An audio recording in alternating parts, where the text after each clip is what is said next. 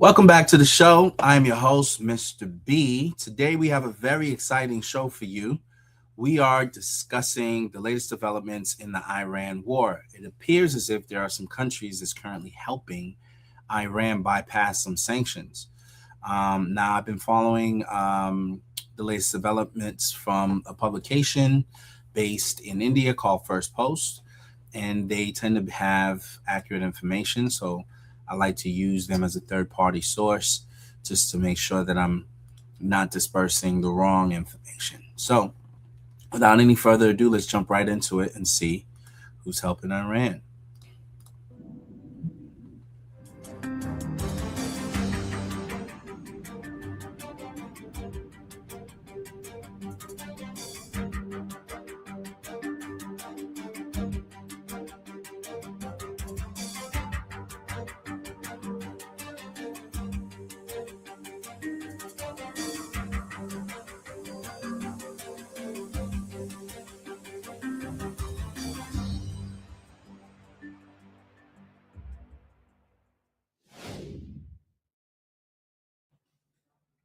It's day 62 of the US-Iran war and 17 days since the US started blocking Iran's ports.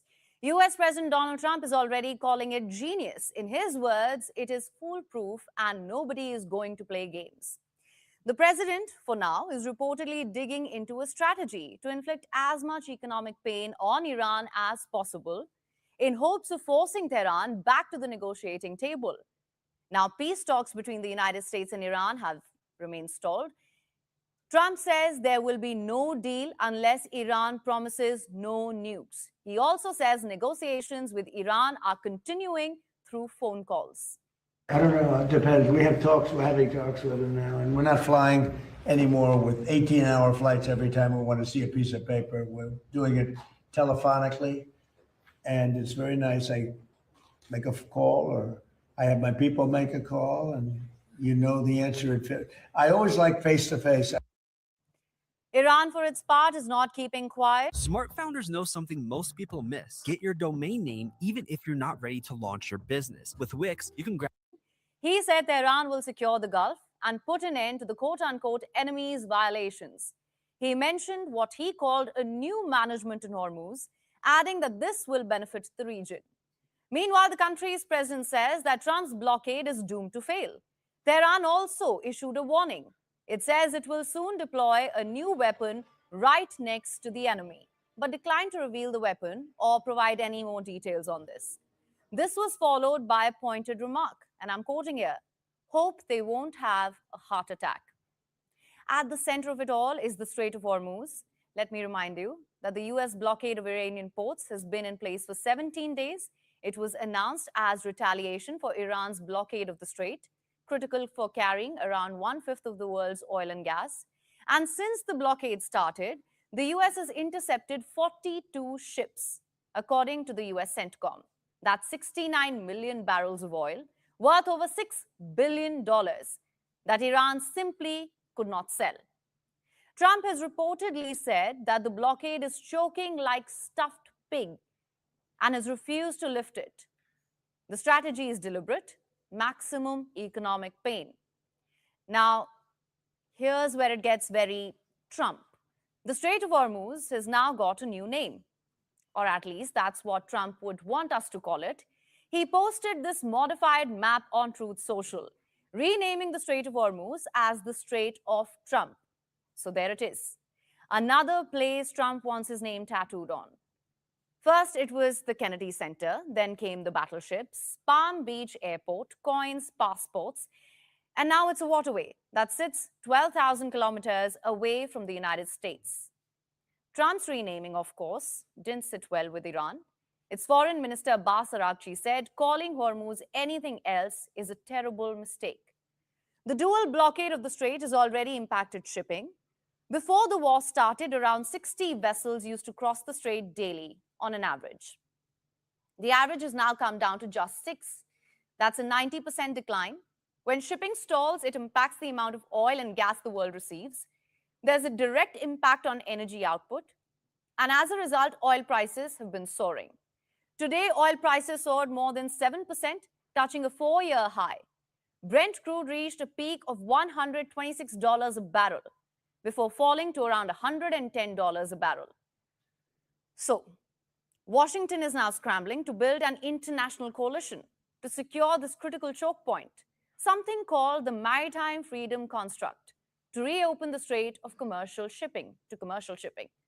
According to a report by the Wall Street Journal, US embassies were asked to press allies by the 1st of May to join this alliance.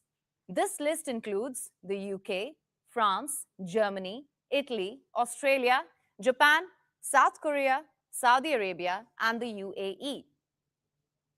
Sounds like deja vu? Because this is not the first time the United States has asked for help to reopen the waterway.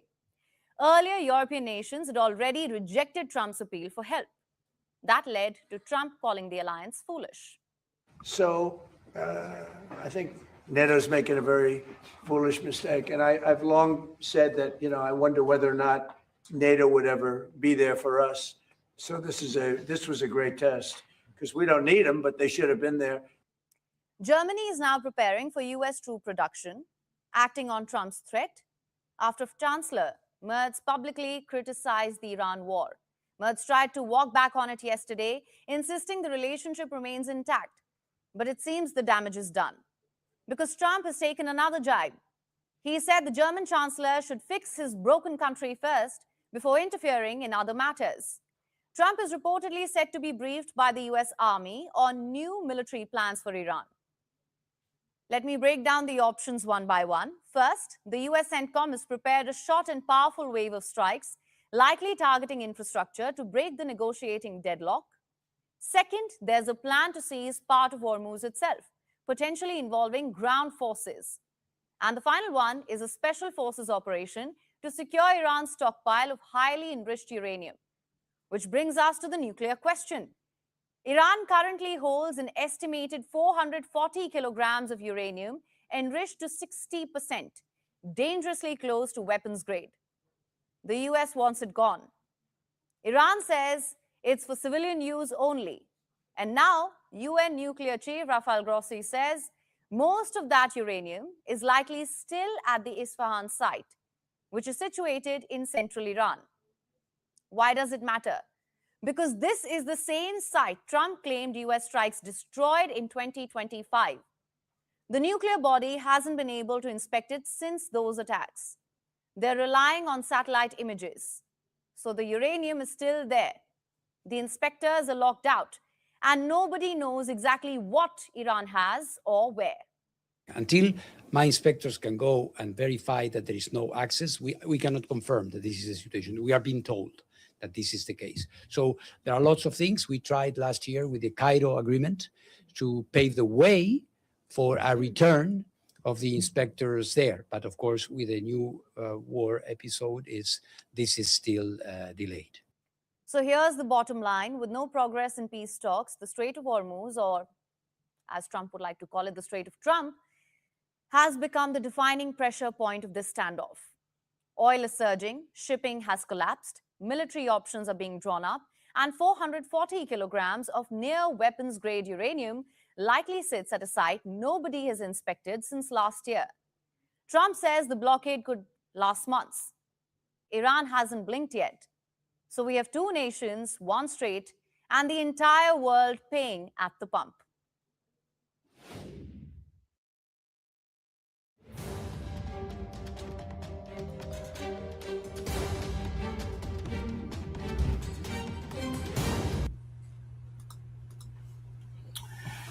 All right, just my thoughts on that first story. I don't know. I think Donald Trump is taking a little too far. He keeps wanting to change the names of things. And it's not exactly like we have a commanding handle of what's actually going on over there. I just think this is not helping towards, incentivizing the people to come to the table for peace.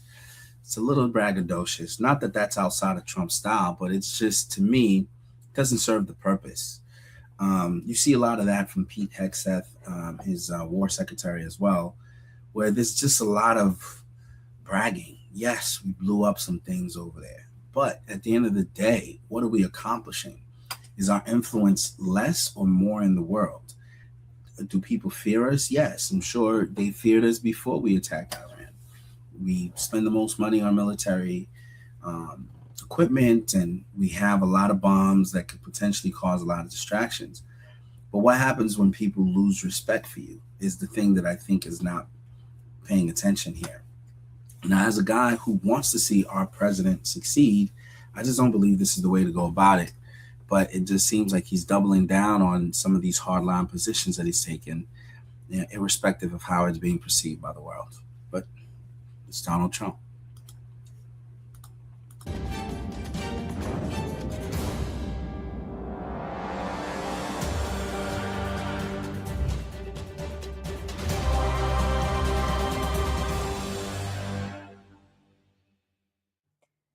So Washington is already weighing its next move on Iran. The options on the table are evolving, and some of them are far more advanced than before. In fact, one of those options may involve using a new weapon. It's a weapon the United States has never used in combat before. I'm talking about a hypersonic missile. It's a missile that travels at more than 5 times the speed of sound, which means it is extremely fast and unlike traditional missiles. It can change direction mid-flight. That makes it extremely hard to track and intercept. Now, reports claim the United States is considering deploying such a system in West Asia.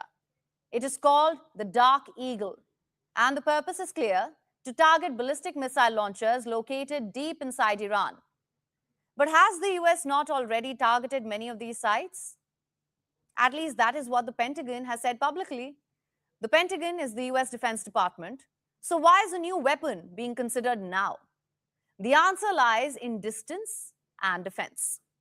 Reports say some of Iran's missile launchers have been moved further inside the country, and these are now out of range of certain US systems.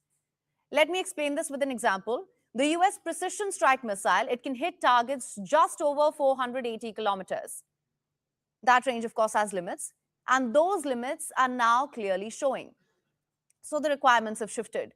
It is not only about striking a target, it is about reaching targets that are farther away without putting US forces to greater risk. This is where the Dark Eagle comes in. It has a reported range of more than 1,700 miles or 2,700 kilometers, and it is designed for precision strikes, especially against time-sensitive and heavily defended targets. Now, each missile costs about $15 million, and currently there are fewer than 10 available. Reid Hoffman has been right about every single tech trend for the past 25 years, and he says the way we use AI is about to change for. And to be clear, the deployment has not been approved yet. The request has come from the US Central Command, which is handling the operations in the region. If it gets the green light, this would be the first time Washington uses a hypersonic missile in a live conflict. But here's the thing. This system has not been declared fully operational yet. The program has faced several delays. It has faced testing challenges and development setbacks. So this is not just a strike option. It is also a calculated risk. But the story does not end with Iran. It also connects to a larger strategic race. The US has been trying to keep pace with Russia and China. Both Beijing and Moscow have deployed hypersonic weapons, but Washington is still catching up. And that is raising concerns inside the Pentagon. So deploying Dark Eagle would also send a signal to other adversaries that US can match this capability. But this move is being considered at a very delicate time. The war has already consumed significant US resources.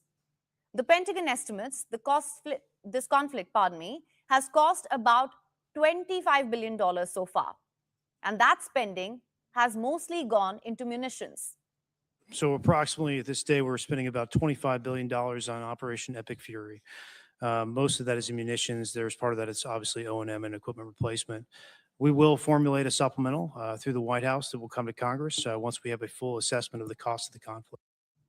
And that has a direct consequence. Reports say US stockpiles are now under pressure.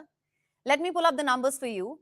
The US has used around 45% of its precision strike missiles, about half of its THAAD interceptor systems, nearly half of its Patriot missiles, and about 30% of its Tomahawk missiles.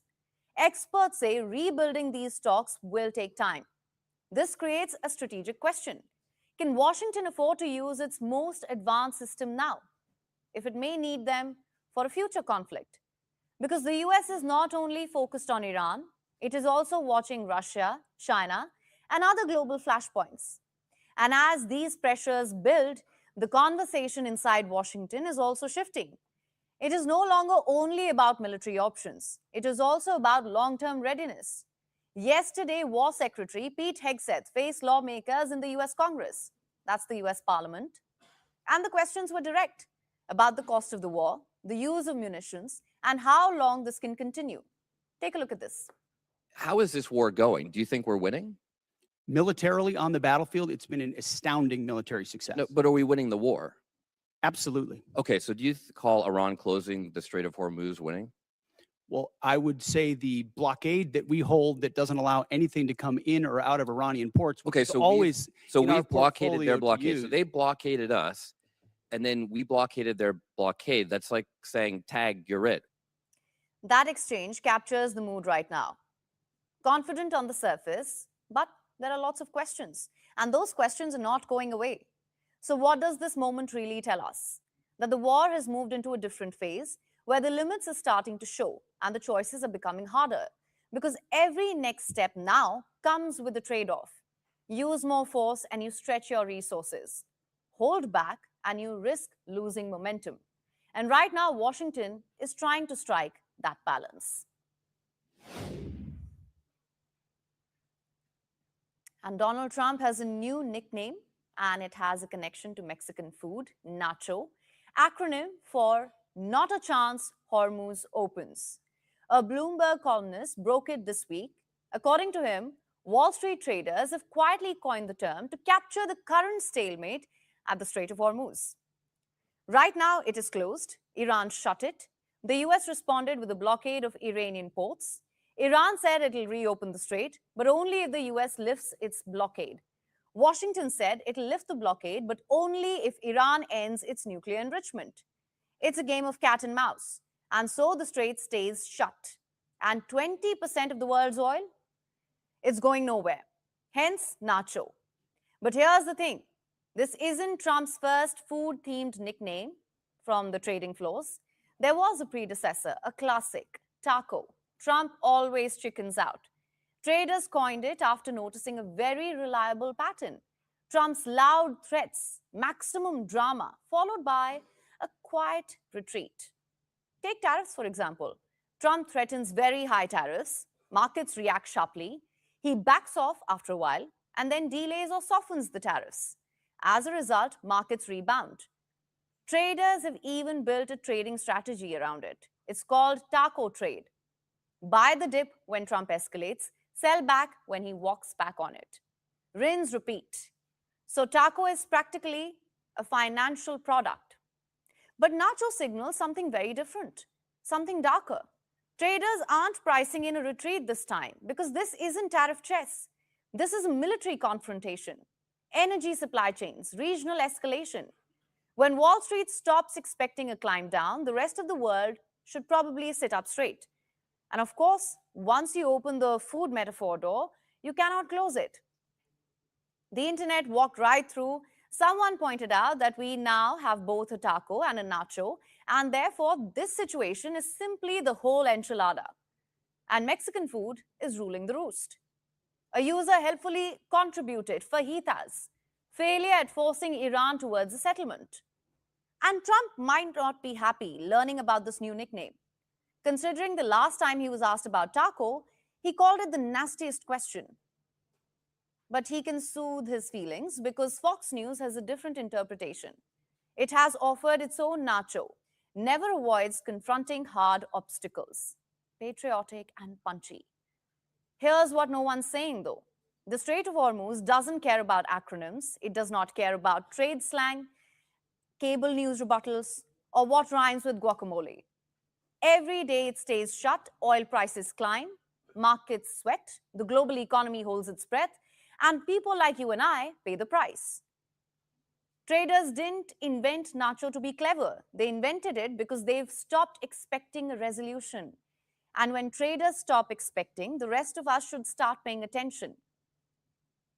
It seems traders on Wall Street, when they can't make sense of Washington's foreign policy, they name it after a food. Don't ask me why. Maybe markets run on hunger, or maybe panic tastes better with salsa.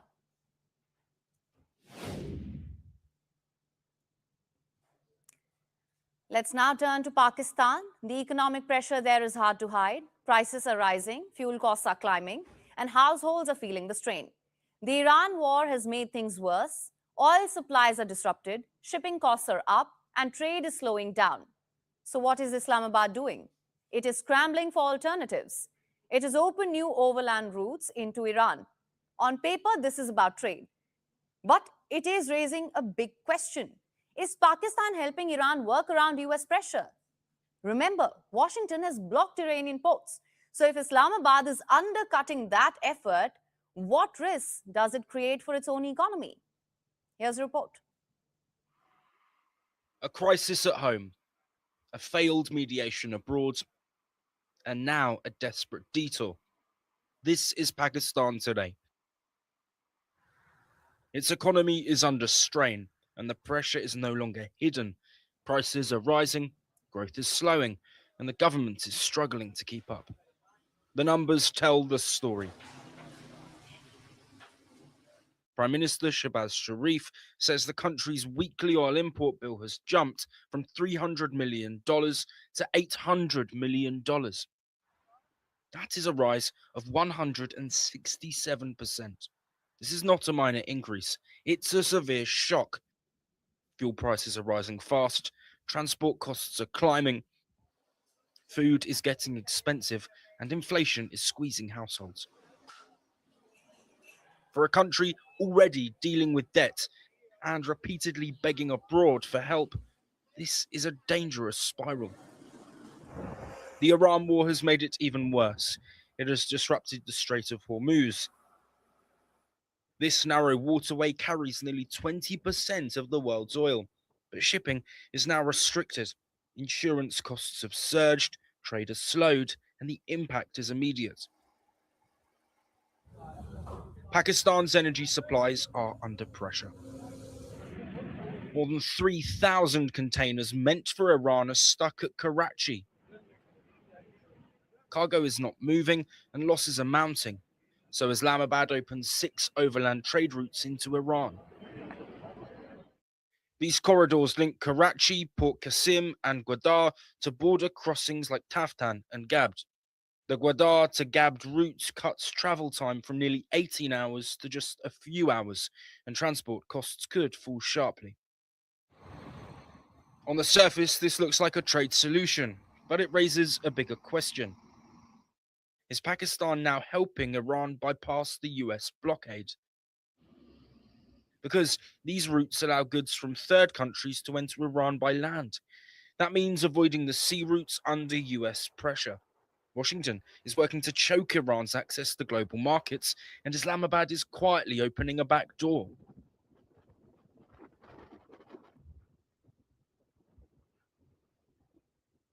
This is the same Pakistan that has been presenting itself as a peacemaker. It hosted the first round of talks between the US and Iran earlier this month, but those efforts have failed. The deadlock continues, and a second round has now stalled. So diplomacy has failed. And now trade is being used as a workaround. One moment Islamabad calls for peace, the next it opens routes that undermine the very pressure it claims to be negotiating around. This is not foreign policy. It reeks of desperation, and it comes with risks.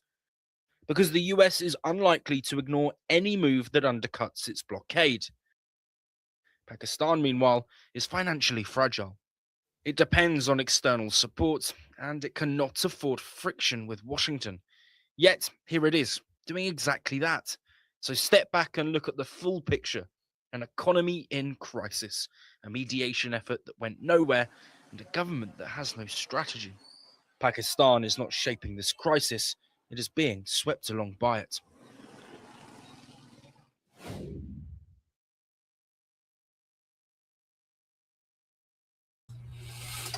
Okay, for the last question with regards to the last segment with regards to Pakistan helping Iran, what I did is a little bit of research.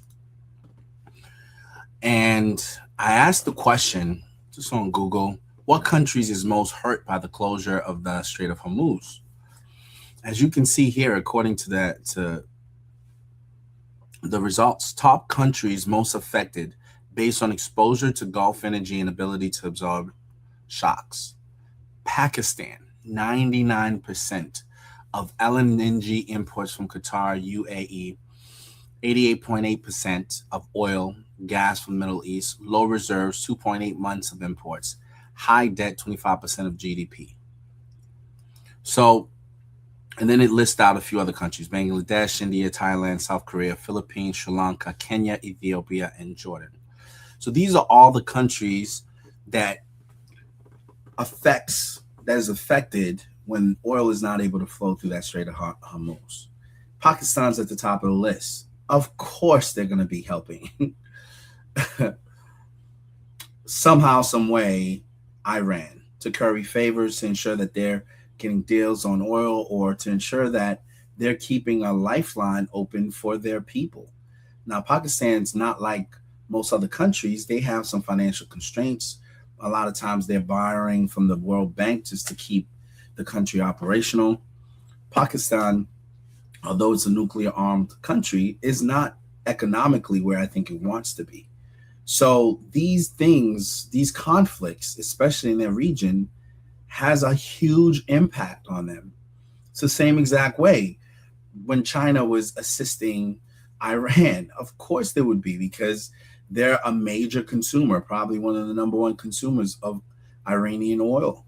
So if you're blocking their access to their oil, that's starving out their people of the energy needs that they have. These countries are now incentivized to help the country that you are at war with. Even if they are friends with you, they will not be friends with you to their own detriment. And that's what I don't think the Trump administration properly understands, is that you're forcing people to pick a side.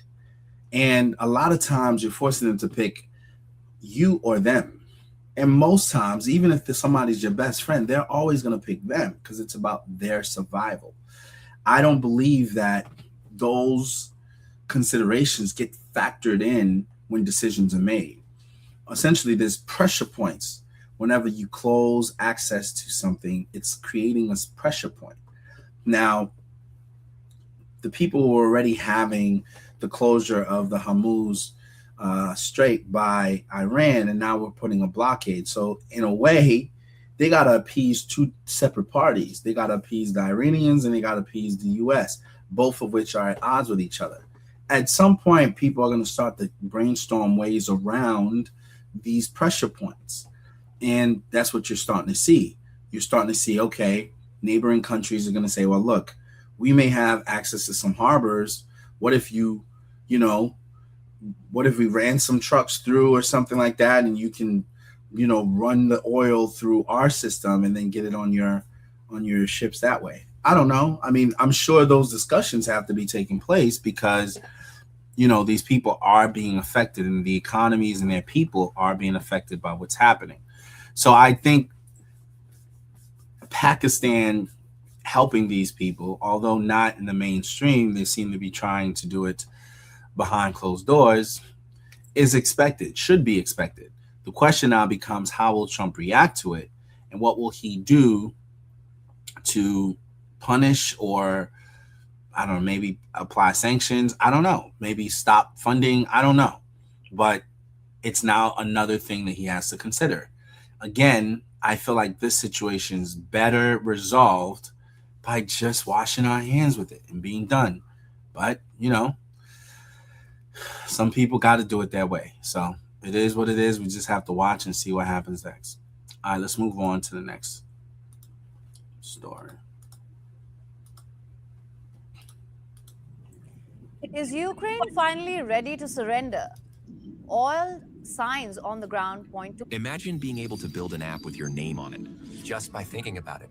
Meet Base 44. While Trump has been preoccupied with drug cartels, Venezuela, and Iran, Russia has been quietly using this moment. It has ramped up its attacks. It has launched its summer offensive. Overnight, Russian drone strikes hit Ukraine's Odessa, injuring 18. And while his forces carried out the attacks, Russian President Putin held a phone call with US President Donald Trump. They discussed Iran and, of course, Ukraine. Putin backed Trump's push to extend the Iran ceasefire and warned against fresh US Israeli hostilities with Tehran. He even offered that Moscow could be a potential mediator. But the bigger message may have been elsewhere. Putin also informed Trump that Russia is prepared to declare a temporary truce with Ukraine during Victory Day commemorations, a pause that all sides have welcomed. Just take a look at what's happening on the ground. Russian drones hit Ukraine's southern port city of Odessa overnight for the second time this week. At least 18 people were wounded, as I mentioned earlier. Residential buildings were hit.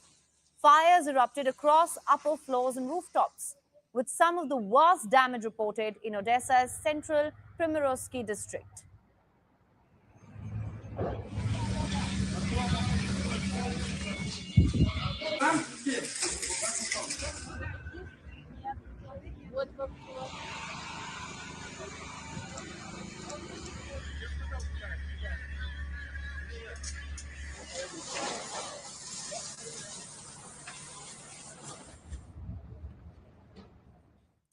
Now, if you're wondering why Odessa, here's the bigger picture. Odessa is not just another city, it is Ukraine's critical Black Sea port. It is a lifeline for exports, trade, and strategic access. And throughout this war, it has remained a prime target.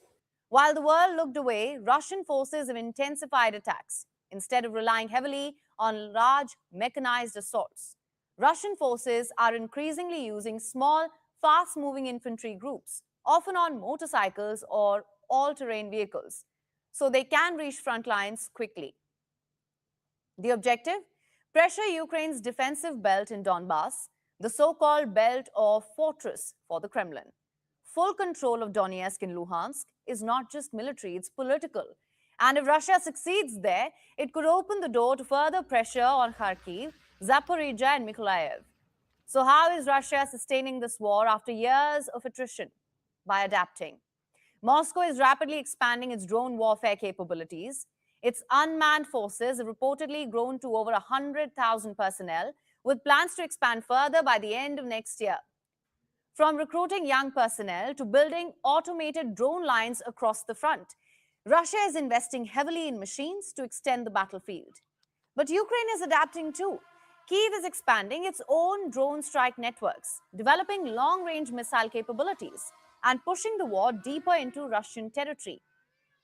In recent weeks, Ukraine has targeted oil, infrastructure depots, and logistics hubs inside Russia. And Zelensky says that range will only increase. But overall, Russia maintains superior resources. It has air superiority, it has crippled Ukraine's energy needs, and keeping the heat at the front lines, as Ukraine's defenses have continued to crumble. And while Russian forces have continued battering Ukraine, Kyiv is exhausted. On Wednesday, Putin and Trump got on a phone call for more than 90 minutes. This call was described as frank and businesslike. Putin and Trump talked about the Ukraine war and how to end it. According to Kremlin aide Yuri Ushakov, both leaders shared broadly similar views on Zelensky's government, casting Kyiv as a regime being encouraged by Europe to keep the war going at any cost. That is a remarkable signal. Why? Because the United States is NATO's leading power and Ukraine's single most important backer in this war. But this is Trump's America. He returned to power promising to end the war in 24 hours. But instead, he's increasingly turned his fire towards NATO itself. Trump has questioned the alliance, pressed Europe to carry more of the burden, and today even threatened to scale back US troops in Germany. He has even raised the possibility of stepping away from NATO commitments if Europe does not align with his priorities. And Europe is worried because the deeper the rift grows between America and NATO, the more room Russia gets. It gets more time, more leverage, and more space to press its advantage on the table. And Europe knows it all too well. That is why it is putting money into ramping up its defense needs. Meanwhile, on the ground, Ukraine is left fighting a war where every delay costs territory loss. Now, Kyiv says it wants more details on Putin's proposed 9th May ceasefire, timed with Russia's World War II Victory Day commemorations. Trump supports it, and Zelensky just wants the war to end. But here's the problem. A temporary ceasefire does not mean peace. The core issues remain. Russia still wants Ukrainian neutrality and recognition of territory it now occupies. Ukraine in the past has vehemently refused to surrender land, and that deadlock has broken every major peace push so far. So the question now is simple. Who gives in first?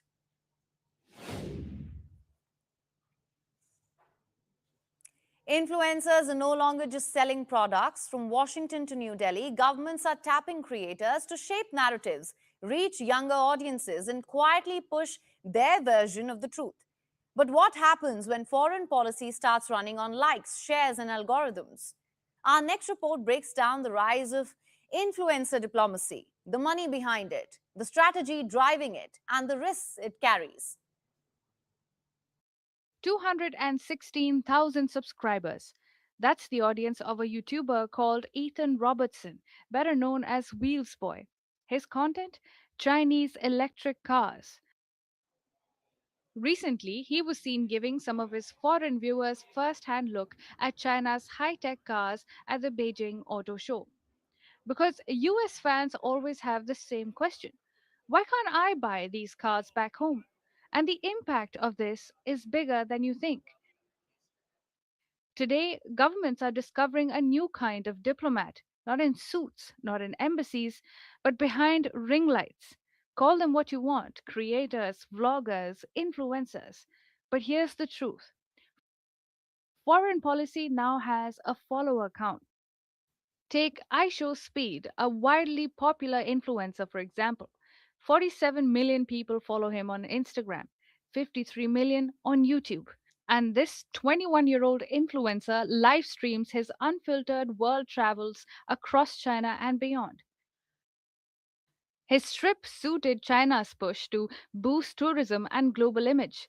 Some said it looked like a soft power or PR win for China. There are other examples too. Emilian Cretu, working with the EU to push solidarity messages before elections. Or Carlos Engracia, flown into India to showcase the real India to Spanish-speaking audiences. Different people, different countries, different agendas, but same strategy.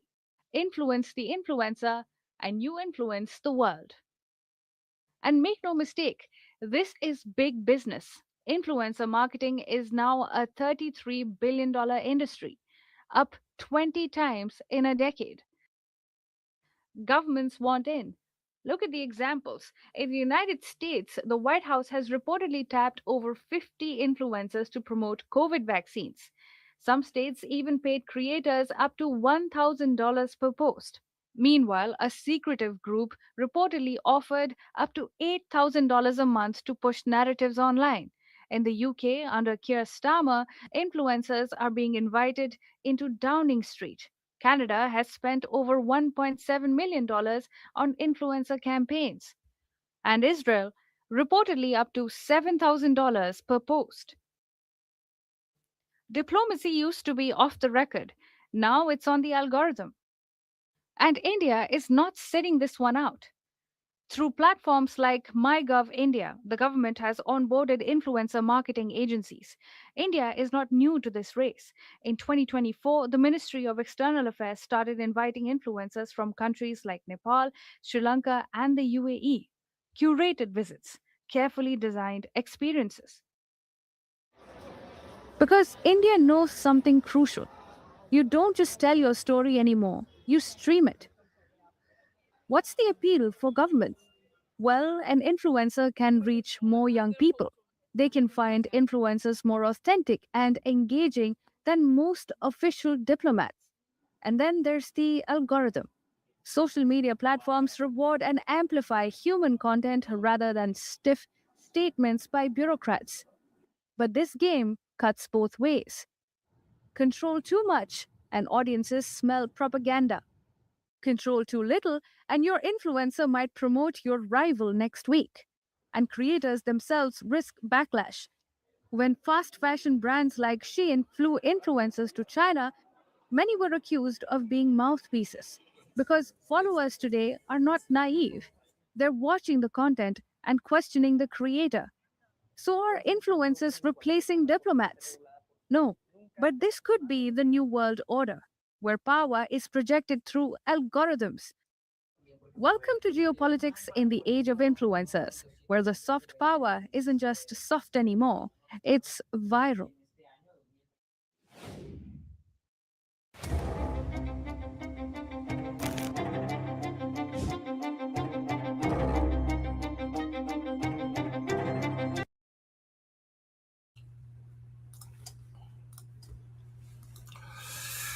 To weigh in on the last segment, it is true that I guess governments and various third parties are trying to influence an audience through social media influencers.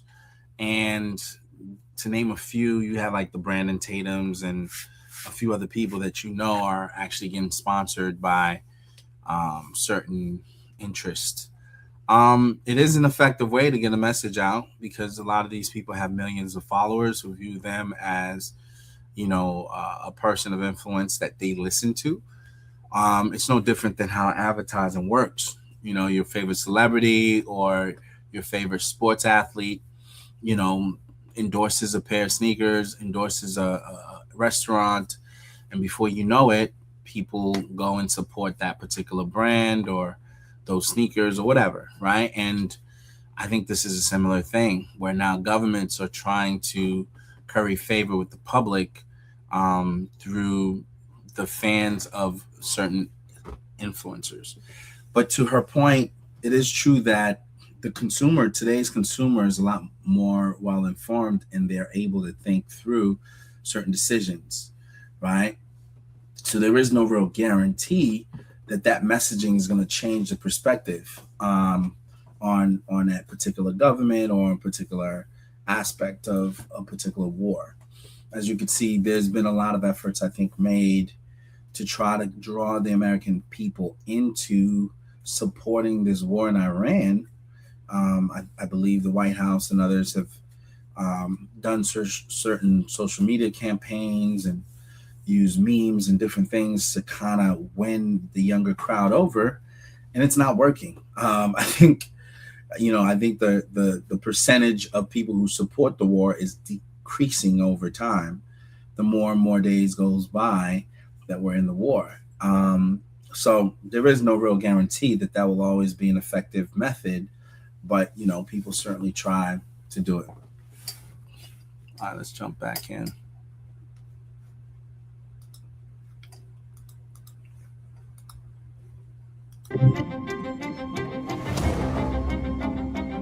If I was to speak to the king separately from that, I would probably encourage him to return the Kohinoor diamond.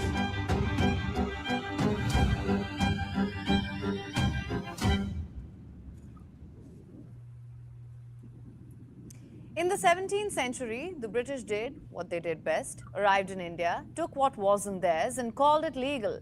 Among the many treasures extracted from India under colonial rule, there's one stone that still glitters among the crown jewels. You know what I'm talking about. It's called the Kohinoor, a 105.6 carat diamond taken from India, then polished, paraded and preserved, as though imperial loot somehow becomes heritage if you place it in a royal glass case. Now, nearly 80 years after the British left India, one question that it still avoids is a rather simple one. If it was acquired so easily, why does returning it seem so difficult? That is the question that is now back in focus. After New York City Mayor Zahran Mamdani told reporters, watch me create this entire ebook in under 4 minutes. This is Designer with WordGenie AI that literally writes and designs your content automatically. So I'm going to start with just a basic topic right here. I'll go. At one of the British monarchy's most awkward colonial souvenirs is under scrutiny again.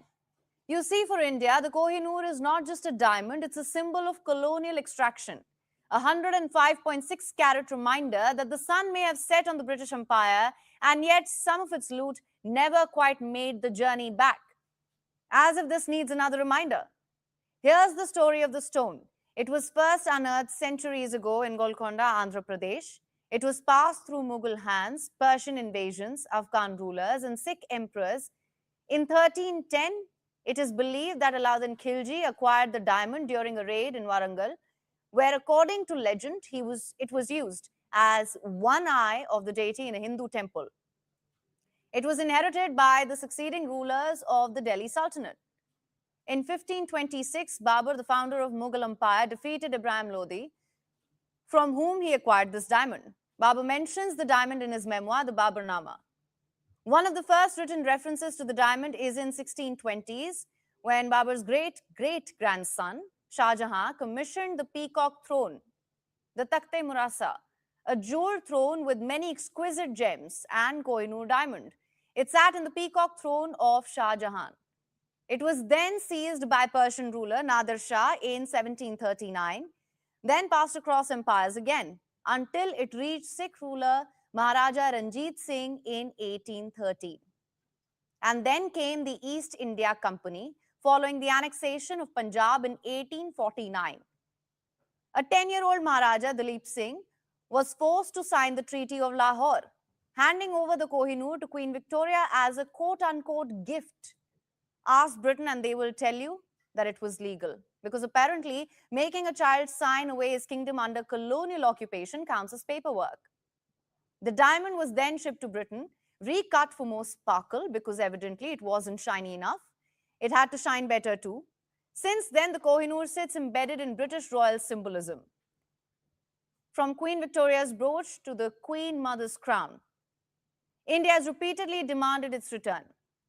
From the time of its independence from British colonialism in 1947, to Queen Elizabeth's coronation, to King Charles's, and every time Britain's answer, no. Now the West loves to ask, why does India want the Kohinoor back? And to them, let me answer by painting a picture. Let's say an Indian wants to see the Kohinoor today. It won't come cheap. A round trip from Delhi to London, around 60,000 to 70,000 rupees. Tower of London entry, another 3,500 rupees. So an Indian could end up premium prices for privilege of viewing a legacy of imperial loot. As former British Prime Minister David Cameron once put it, return one thing and soon the British Museum would be empty, which may be the most honest defense of the empire that the UK has offered. Because that single statement acknowledged what we have said for decades, that much of imperial prestige was built not on governance, but through encroachment of land, wealth, and cultural artifacts. Britain argues that Kohinoor cannot simply be returned because multiple countries, India, Pakistan, Afghanistan, have claims. A very convenient answer. After all, disputing who gets the diamond is far easier than confronting how it was taken. And that is why the Kohinoor remains more than a precious stone. Now, last year, the UK Secretary of State for Culture said that the government was in talks with India to ensure shared access and benefits from historical artifacts, including Kohinoor. But since then, there hasn't been much development on that topic. Until today, when the Indian origin mayor of New York City revived this. So, to answer why the Kohinoor debate refuses to die down, and an Indian will tell you, it is not about one diamond, it is about what Britain stole, cultural heritage. For now, the Kohinoor stays at the Tower of London, officially a part of the British Crown Jewels display. But as pressure grows, and as the monarchy struggles to modernize its image, the real burden may no longer be returning the Kohinoor, but explaining why it never was, because we still have the receipts.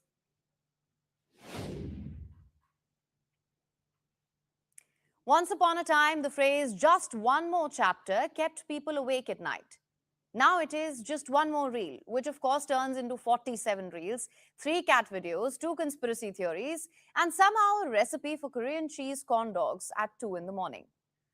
Welcome to the modern attention economy, where books are fighting for survival against glowing screens, endless scrolling, autoplay videos, and notifications that somehow arrive exactly when life is finally peaceful.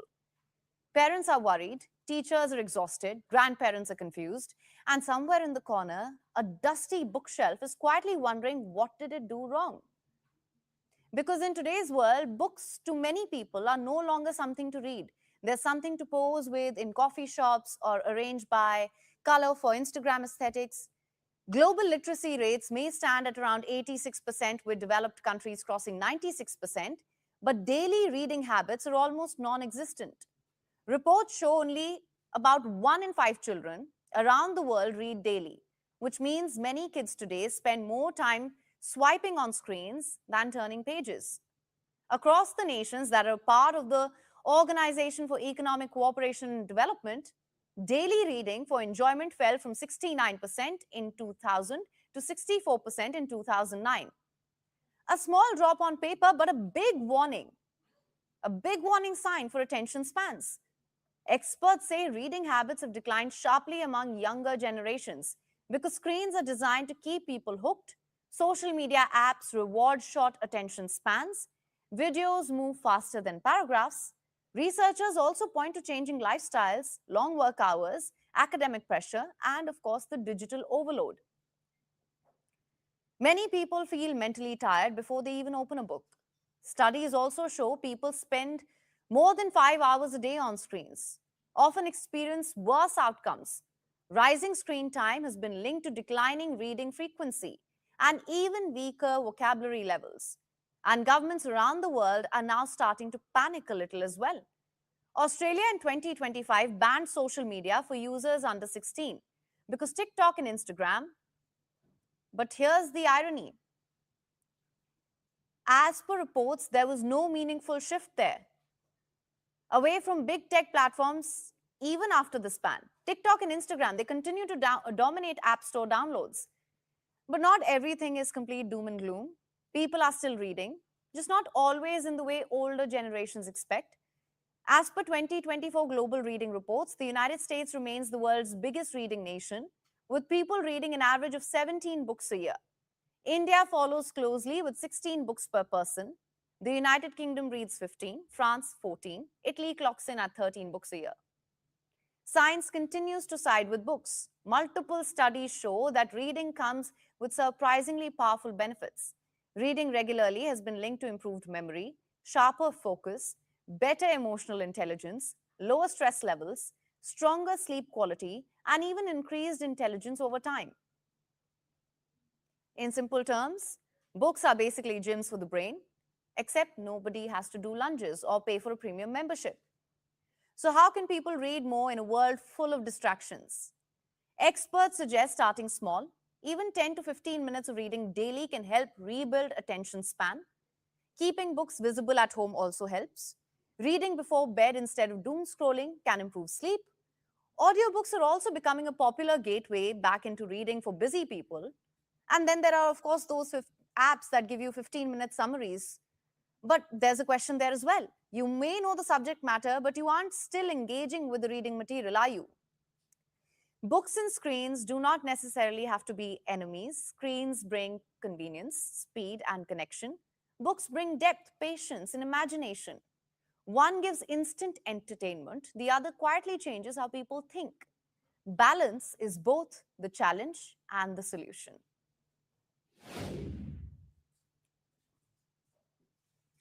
Africa may look stable on the map today, but beneath the surface, a slow change is underway. It is not sudden, it is not visible every day, but scientists say the continent is gradually pulling apart. This movement has been happening for millions of years, but signs of it are becoming more visible in Eastern Africa now. Cracks in the ground, frequent earthquakes, and rising volcanic activity. So what exactly is happening beneath Africa? And how could it change the world map in the future? Here's a report. A continent that looks still, but is quietly coming apart. There are no loud warnings, no sudden cracks across the ground, only a slow force working deep beneath the surface. And scientists say this process has been underway for millions of years. Africa is slowly splitting, not in years, not even in centuries, but over millions of years. Yet the signs are already visible today. To understand this, we need to know how the Earth works. The surface of our planet is not one solid piece. It's made up of massive tectonic plates. These are parts of the Earth's surface that move slowly in relation to each other, only a few millimeters each year. But over time, that movement reshapes continents. That's exactly what's happening in Eastern Africa. A vast fracture runs across the region. It stretches from Ethiopia in the north to Mozambique in the south. This is called the East African Rift System, and this is where the continent is slowly being pulled apart. Here, two major plates are drifting away from each other. The Nubian plate is moving west, the Somali plate is moving east. As they separate, the land between them begins to stretch. The crust starts to thin, cracks begin to form. In some places, the ground slowly sinks. At the center of this process is a key region. It's called the Turkana Rift. This area lies between Kenya and Ethiopia, and scientists say it has reached an advanced stage. New research shows the Earth's crust here is far thinner than expected. At the center, it's around 13 kilometers thick. In nearby regions, it's more than 35 kilometers thick. This difference is significant. It shows the crust is weakening. Scientists call this stage necking. It means the crust is stretching and narrowing in one zone. As it becomes thinner, it becomes easier to break. Researchers now believe this region is further advanced than previously thought. But this is not a sudden event. The process began around 45 million years ago, and it may take several million more years to complete. So what happens when the split finally occurs? Eve to me is basically freedom. It's a giant open universe where you can do what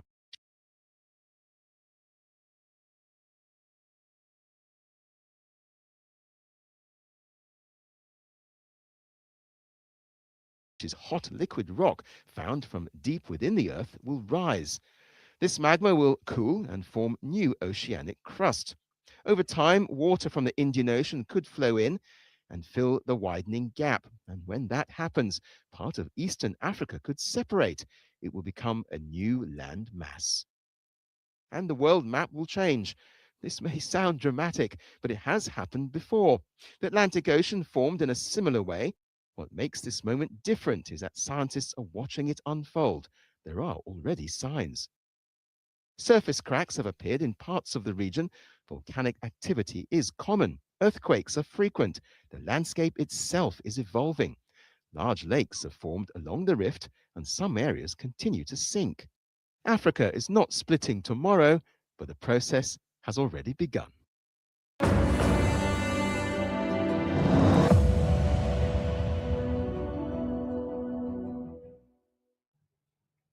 US President Donald Trump has now added astronaut to his growing list of potential careers. While meeting NASA's Artemis II crew at the White House, Trump declared he would have no trouble going to space, and the internet was immediately flooded with suggestions. Some users suggested a one-way trip.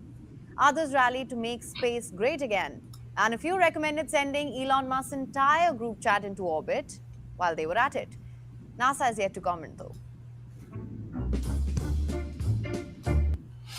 All right, that's the latest news developments of the day. My reaction to the last three stories. The situation with India returning, demanding that they return the, I guess that jewel that the UK had. What are the rules around that, right? If you were colonized by a country and then for whatever reason they relinquish their authority over you, are they obligated to give you back the things that they took while they had authority over you? I don't know if that would fly. So, you know, it's probably not likely that they're going to return that. I just don't see it. Now, with regards to the attention span of people being less, and that it's harder for kids to learn because of the programming they are now getting, I do think that is a problem. And I know there's a few lawsuits currently in the courts about, you know, how a lot of these social media companies design their software to be very addictive to kids. And I know someone's just recently won their lawsuit against some of these bigger companies Now, whether that becomes a precedent, whether that forces these companies to redesign how they do business, which is highly unlikely, because that's how they're getting a lot of their advertising revenue, and that's how their, profit models pretty much set up. So I think there's a growing change, but I think there needs to be more household change, to ensure that maybe not giving your kids access to software or phones and tablets and things that, could potentially distract them until, they are in a position where they can actually handle it. I think that's it. So we may have to change the norms on that front. I think that covers everything I got on today's topics. I do like sharing the latest developments just to keep people abreast of what's going on. It is my hope and prayer that this war will wrap up sooner rather than later, as the prices keep going up and the cost of everything. So hopefully, these advisors are helping the president and others leaders to see how this is a zero-sum game for the American people, and that we need peace sooner rather than later. That being said, I thank you guys for joining me. If you're not already connected as a subscribed member of this channel, I ask that you like and subscribe by clicking the button below, but also weigh in. Let me hear your thoughts, comments on any of the stories we covered today, and, let your voice be heard. We welcome different opinions on the show, so certainly let your voice be one of those opinions. All right. Until we speak again, guys, God bless you. Until we speak again later.